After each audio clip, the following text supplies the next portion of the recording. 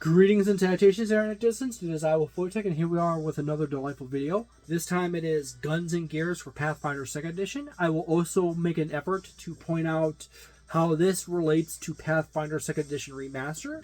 I personally feel that the probability of Paizo remaking this book for Pathfinder 2nd Edition Remaster is exceedingly low due to what you will see in a very quick moment. A very low level of need to modify various things for Pathfinder 2nd Edition Remaster. It would kind of be unnecessary for the most part, and it would be very quick and easy for players and game masters to quickly convert this to Pathfinder 2nd Edition Remaster. This book currently MSRP is for $50. However, it might increase in the future. It's $49.99, which is actually a nice range.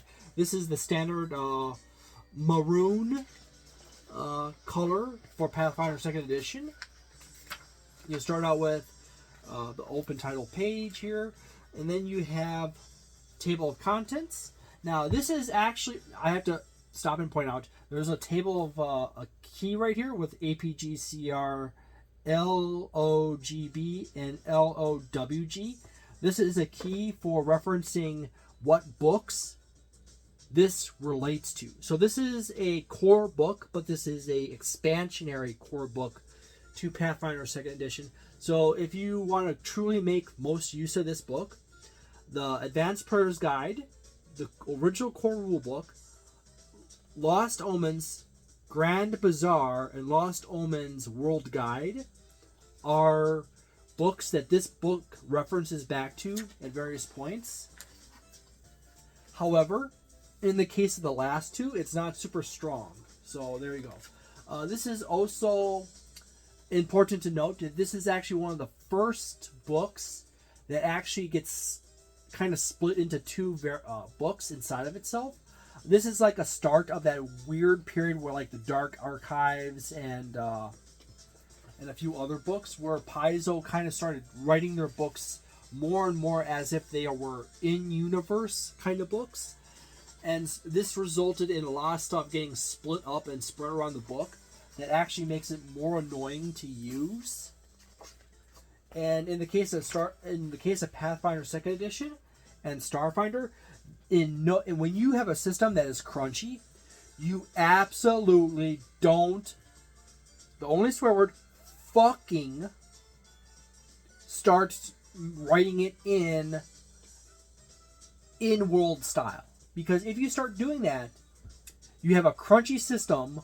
It already requires a lot of people to do a bunch of thinking to learn it. And then they have to hunt around. There's a lot of components and little key terms and statuses and traits and all kinds of fun stuff. But then you start making the book as if it's in-world.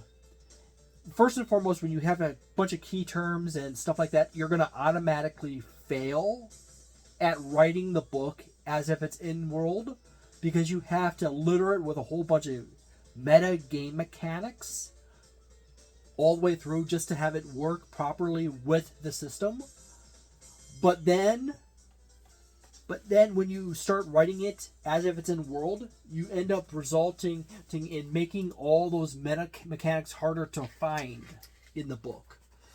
And Pathfinder 2nd Edition, that's one of the problems that Paizo had, and that's part of the reason, one of the two major reasons why they released the Player Core 1 and Game Master Core books, or GM Core books, is because to reorganize it and make it easier for people to learn the system. Because there's quite a bit of crunch, and there's a lot of key terms and traits and stuff like that you have to learn. So, I'll make this really clear yet again. Dear Paizo, don't make books that are written as in if they are in world, or designed as if they are multiple books combined together, because that just is a jerk move when you have a crunchy system. If you want to do that, make a system that is light and fluffy.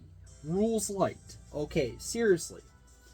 You can get away with it with a rules light system. You just have a few chapters that roughly thematically explain how to play the game. But you have a system that is crunchy and another system that's also crunchy.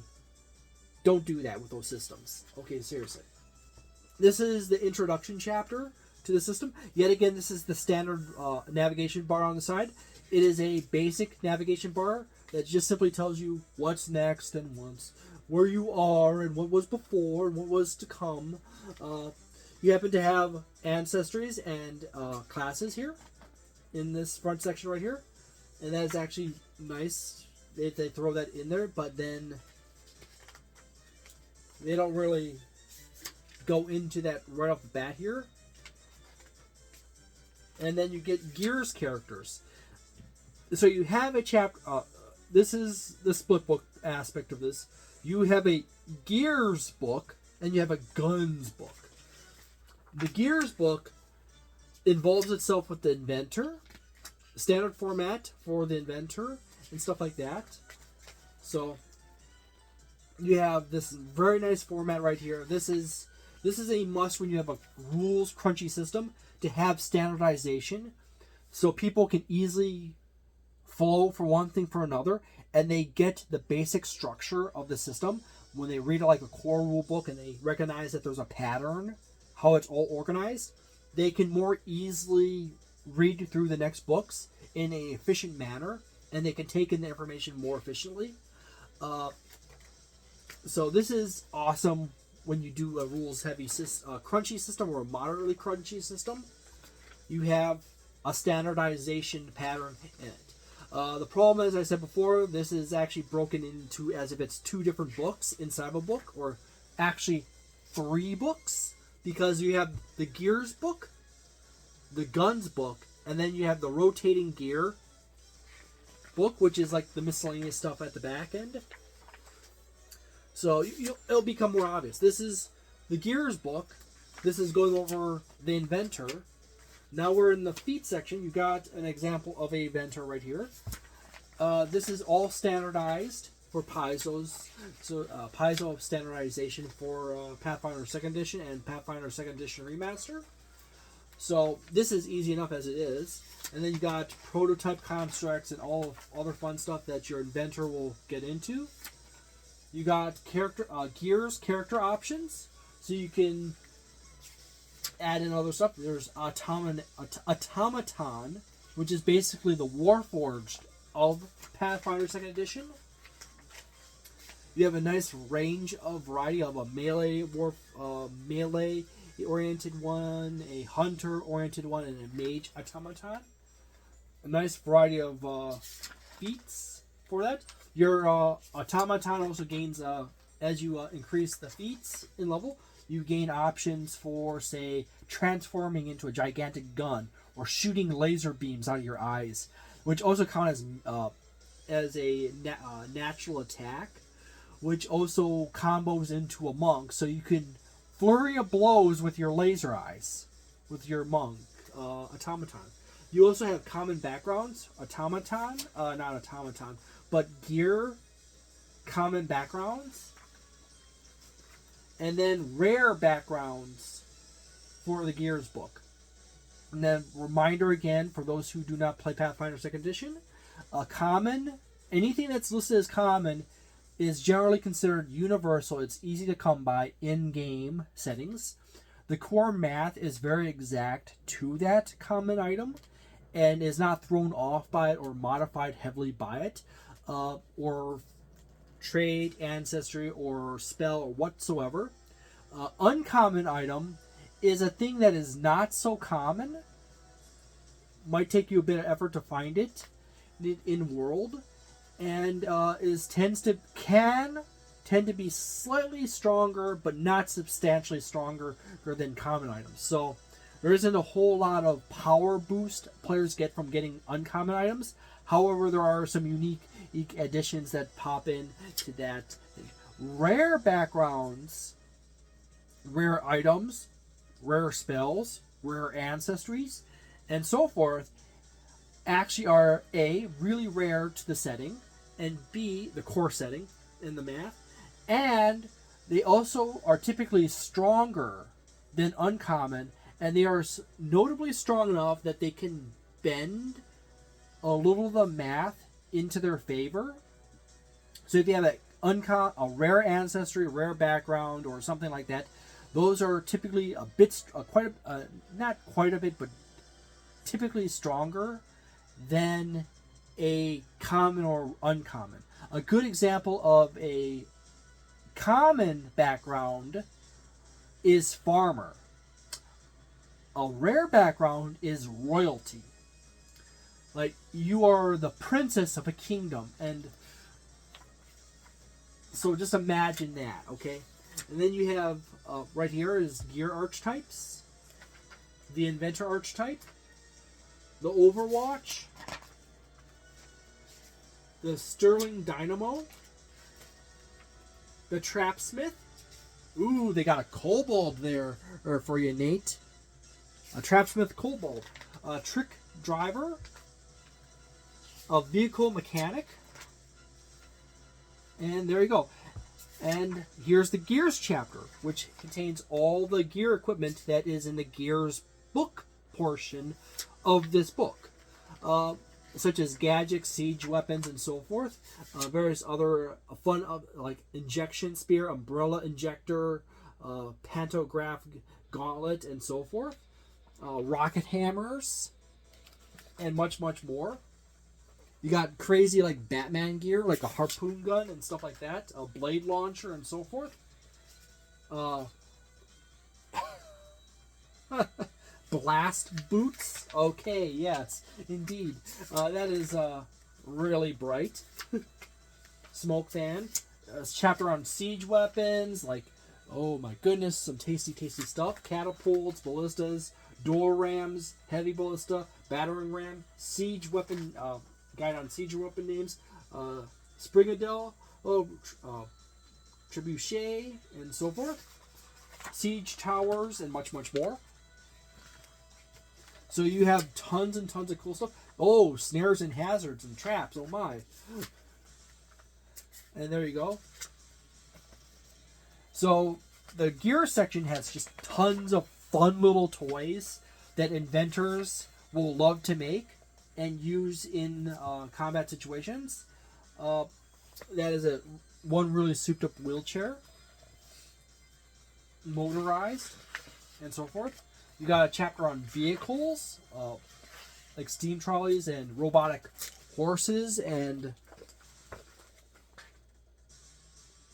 snail coaches, and that's a snail coach up there. See? Basically a coach that's designed to climb up walls. And then you have the guns book section. And this is what I mean by this is broken into books, because now you have the guns character, Gunslinger, and the iconic. You have the Gunslinger class. As I said before, it lists all the basic stuff, your proficiencies and so forth. It goes over your ancestry, all your level 1 stuff, your subclass characteristics, whatever, if there is. This is one of those classes that's much like the fighter, that is, it's build your own subclass. There is no set standard subclass. So there you go. However, there are... I actually stubbornly said that incorrectly. There actually is subclasses.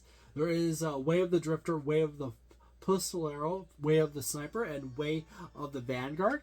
I was going to like... Yeah, I remember there being subclasses, and I'm like, oh, wait, yes, there are. So, just... Right there. Yeah, you caught that trap. See, the Gunslinger is basically a fighter that specializes in his guns, and the fighter is a build-your-own class character. The Gunslinger, however, has a class system built into it, but you can still build and modify off of that class system and overlap it here and there. So you got some interesting stuff like rocket jump and stuff like that. And you notice that the artwork around the book changed from the gears section to the gun section. Yet again, this is a case of the rule of the book being actually treated as if it's multiple books placed together. You don't have all the character class as features, all the character classes next to each. You don't have all the ancestors next to each other. You don't have all the feats next to each other. You don't have all the equipment. You don't have all the character options. You got character options back here, which basically is all the archetypes and backgrounds. You got the common backgrounds, yet again, and the uncommon backgrounds right here, and the rare backgrounds. If you remember earlier in the video, I already explained the difference between common, uncommon, and rare. You have archetypes, such as the Gunslinger, the Artillerist, Beast Gunner, Bullet Dancer, Demolitionist, Fireworks Technician. Oh, they got a Goblin for that, I see.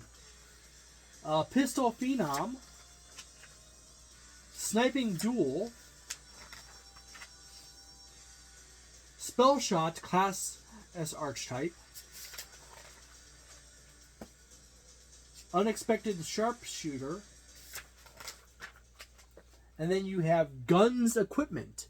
And this is a reminder yet again that this book is designed as if it's multiple different books stuck together. And as I said before, you'll see that the artwork is different from each book to each book.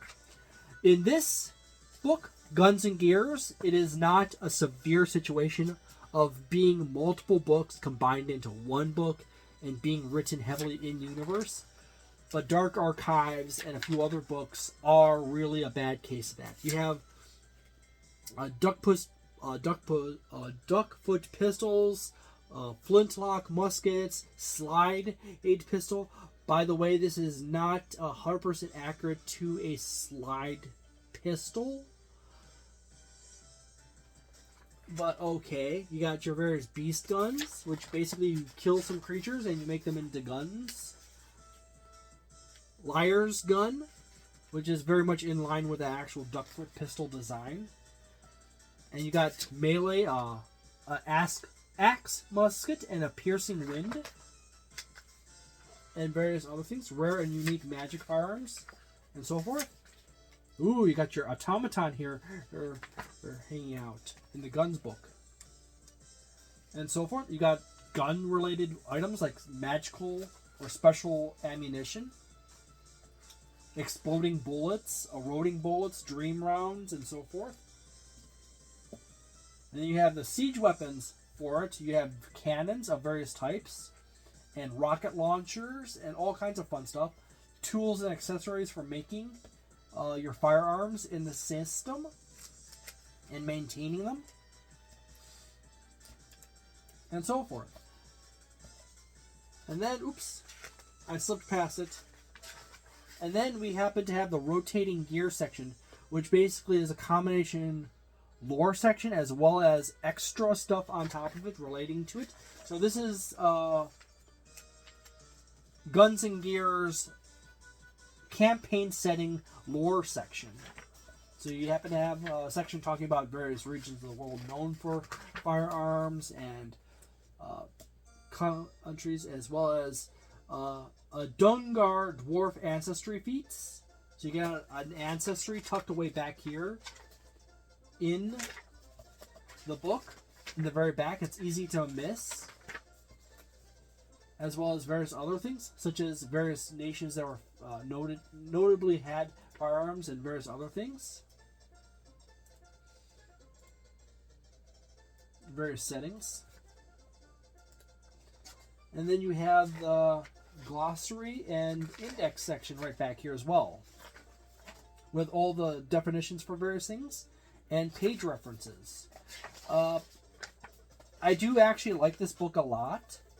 This is actually a very solid book.